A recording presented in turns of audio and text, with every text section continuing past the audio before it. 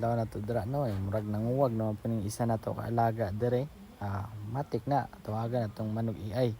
Pag abot sa manug AI na iya pa nang testingan kung tested ba nga nanguwag. So nanguwag na siya kay maglihok sa patungan o ituslokan niya ng host dira siyang kipeng-peng. Human og tuslo ka na siyang host, tangan din na niyang sperm cell ba. O tanawa.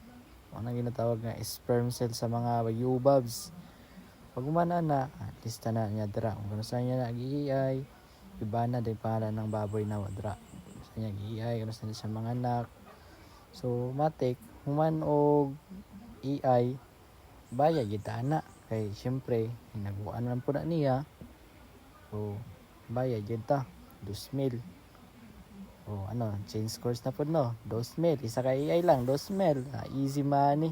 Salamat ya ibo sa tested ang pagkuto siya nga manong AI. Umanyag bayad, mo na ni siya, si Bana.